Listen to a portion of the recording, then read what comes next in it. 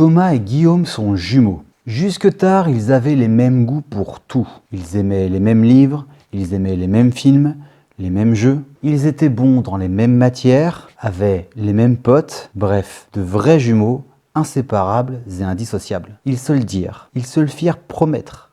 Rien ni personne ne les séparerait. Un jour, Thomas rencontra Noémie. Elle était belle et un peu rebelle. Il s'en éprit d'amour. Pour la première fois, une légère faille vint les séparer. Guillaume se méfiait d'elle. Puis, tandis que Thomas sortait, faisait la fête, faisait l'amour jusque tard dans la nuit, Guillaume lisait les grands auteurs, se formait, s'entourait de personnes qui le tiraient vers le haut. Après quelques années, la faille était devenue gouffre. Un gouffre immense. Thomas sombrait chaque jour un peu plus, entouré de potes de fête et de tout ce qui va avec, alors que Guillaume, lui, vivait sa meilleure vie. La semaine dernière, je parlais du jugement des autres. Je vous disais même qu'il était important d'en avoir rien à branler. Et si ce que je vous avais dit n'était que calomnie? Et si la réalité n'était pas si lisse, mais remplie de nuances? Oui, car l'influence de nos pères peut avoir une incidence sur nos vies, à nous de jouer de malice pour en tirer toute sa quintessence.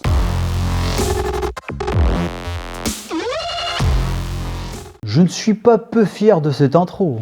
Oui, vous allez apprendre à me connaître et vous allez voir que je me la pète. Certains diront que j'ai le melon, quand d'autres diront que c'est plutôt une carapace, une sorte de système de défense. Il y a peut-être un peu de vrai là-dedans, car la vie est ainsi faite, pleine de nuances et d'événements interdépendants. Mais revenons à nos jumeaux. Rien ne présageait que Thomas et Guillaume deviendraient les opposés, les négatifs l'un de l'autre. C'est pourtant l'influence des pères et l'influence de leur environnement qui a eu des répercussions sur leur vie. La première chose qui me marquait lorsque je travaillais en centre thérapeutique résidentiel pour personnes toxicomanes était la volonté farouche des patients à vouloir quitter leur environnement délétère. Et même si mon exemple de Thomas et Guillaume est totalement fictif, oui, tout est faux, vous le saviez, combien ai-je vu de situations similaires?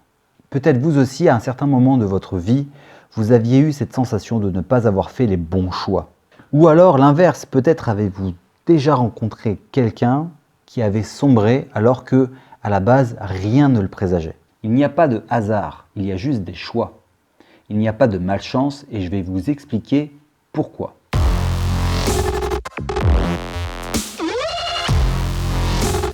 Bienvenue sur le PowerPoint où on va découvrir ensemble donc un concept utilisé souvent en addiction.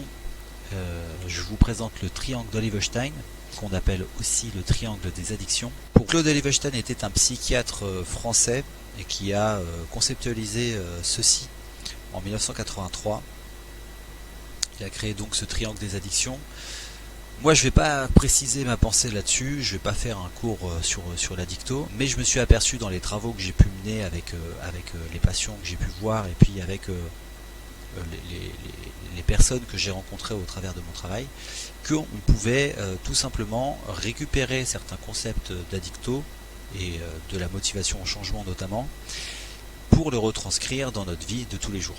Il m'est donc venu l'idée de retranscrire ce triangle des addictions qui est relativement simple dans l'utilisation et surtout simple dans la compréhension par un triangle que j'ai nommé le triangle de Reynald. Voilà. Bon, et on y va, on y va, Franco, dans la mégalomanie. Bon, voilà, c'est tout. Le triangle de Reynald. Voilà. Si vous avez une idée d'ailleurs de concept, vous avez envie de donner un autre nom, n'hésitez pas à me le mettre en commentaire. Je serai ravi de le changer, bien évidemment. Alors, ce triangle de Reynald, il a toujours l'individu, le contexte, et j'ai changé le produit par objectif et perception. Tout d'abord, il faut bien préciser ce qui est noté sur les 3 sommets. Le premier, c'est l'individu. Il représente ce que vous êtes à l'intérieur, vos valeurs, vos croyances, même les limitantes, votre estime de vous-même.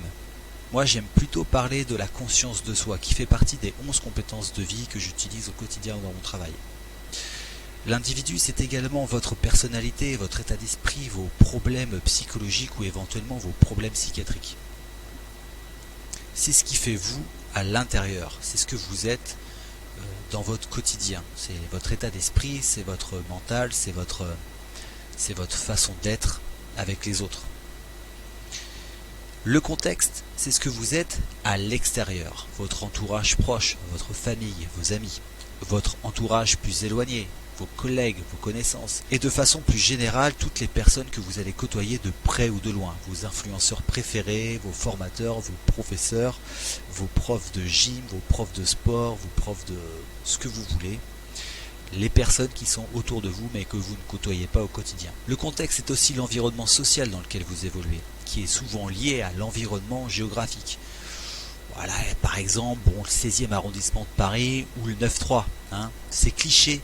Oui, je sais, c'est cliché, mais c'est aussi une image très limpide que tout le monde a compris. Et enfin, le contexte, c'est aussi l'ambiance globale de l'endroit et même du pays dans lequel vous habitez. La mentalité des habitants, les règles, les conditions sanitaires, j'en passe et des meilleurs. Enfin, les objectifs et la perception que vous avez de votre propre vie. Les objectifs, c'est ce que vous vous êtes fixé à court, moyen et long terme. Je veux me marier, avoir des enfants, un chien, une maison, une voiture, un boulot de rêve, faire top 1 à Fortnite, apprendre à faire des trous dans un mur, bref. Vous aurez compris le principe. Et la perception, c'est la manière dont vous allez percevoir votre vie. Est-ce que j'ai une vie de merde? Est-ce que j'ai l'impression d'avoir une vie de merde? Ou au contraire, est-ce que j'ai l'impression d'avoir une vie mais tellement géniale?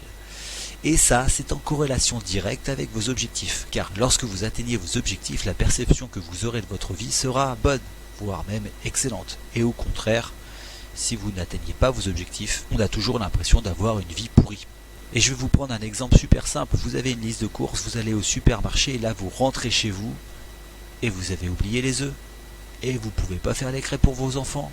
Et là vous vous dites, je suis qu'un connard, voilà, Ben oui, on se dit ça. Et on se dit qu'on a vraiment une vie toute pourrie parce qu'on n'est qu'un bon à rien. Voilà. Et on en arrive donc à comment on se sert de ce triangle. C'est très simple, car tout est interdépendant. L'individu et le contexte vont agir l'un sur l'autre. L'individu va pouvoir agir sur le contexte et le contexte va agir sur l'individu. Mais le contexte va lui aussi agir sur vos objectifs et sur la perception que vous aurez de votre propre vie quand vos objectifs joueront un rôle sur le contexte dans lequel vous êtes. Et bien évidemment, l'individu va avoir une répercussion sur l'objectif et sur la perception de votre vie et vice versa. Et ce qui est important de comprendre, c'est que comme tout est interdépendant, vous pouvez agir de façon positive sur n'importe lequel des sommets de ce triangle. Voilà, je m'arrête là. Si vous avez aimé, vous me mettez un pouce bleu parce que le format PowerPoint c'est quand même pas le plus stylé. J'ai essayé de faire un truc assez sympa quand même. Voilà, c'est la première fois que je fais ça. Honnêtement, je vous le dis, je vous le cache pas, je suis pas super à l'aise à parler dans un micro et à regarder mon écran d'ordinateur. Mais bon, il y a une première atout, et puis si vous n'êtes pas content, vous n'êtes pas obligé de vous abonner.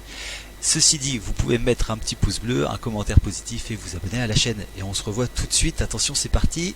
Ce qui est important de comprendre, c'est que vous pouvez agir sur votre environnement en agissant sur vous ou en vous entourant des personnes qui vont vous tirer vers le haut. Et si je vous explique tout ça, c'est parce que j'ai un rêve, j'ai une ambition folle, rendre le monde meilleur. Nous avons tous le pouvoir d'agir sur notre environnement afin qu'il agisse sur nous de la même manière. Nous avons tous la responsabilité d'améliorer ce monde pour les générations futures. Certains vont choisir l'écologie, d'autres vont choisir la politique, d'autres vont essayer de conquérir Mars. C'est vrai. Mais il va peut-être y arriver ce con. Tu sais pas en fait. Moi, je vais vous apprendre à vous forger un mental d'acier. J'ai la conviction profonde que nous pouvons lancer un mouvement généreux, un mouvement bienveillant, un mouvement empathique. Un mouvement avec des personnes fortes de leurs valeurs, fortes de leurs convictions, qui ont envie de se bouger pour créer un monde qui serait plus apaisé et plus apaisant. Notre société a besoin d'apaisement. Vous avez besoin d'apaisement. J'ai besoin d'apaisement. La nature même a besoin d'apaisement. Rappelez-vous, la semaine dernière, je vous lançais un défi. Écrire un texte de 100 mots. Il est temps de passer à l'action.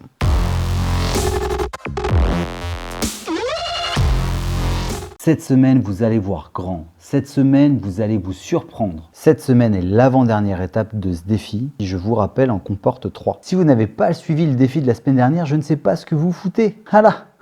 Je vous invite à aller voir le défi de la semaine dernière, donc en regardant entièrement la vidéo, bien évidemment, en vous abonnant, en cliquant sur la notification, en lâchant un commentaire positif, hein. Et puis voilà, ce sera déjà pas mal. Sinon, je vais rapidement réexpliquer ce que c'était que le défi. Il fallait écrire un texte d'un minimum de 100 mots, qui ait un regard positif sur l'environnement qui nous entoure, qui soit généreux et bien évidemment bienveillant.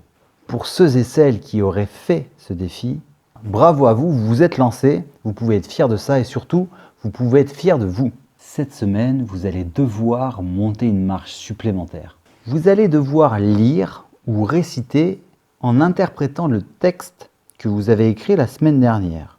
Vous allez devoir l'interpréter devant des personnes de confiance, famille, amis proches, voilà, femmes, enfants, etc. Profitez de ce défi pour dire à vos proches des choses qui seraient importantes pour vous. Nous, on se revoit dimanche, même heure, même endroit. D'ici là, prenez bien soin de vous et surtout, n'oubliez pas, agir sur vous, c'est agir sur votre environnement. Vous avez le pouvoir de transformer un simple caillou en un magnifique diamant.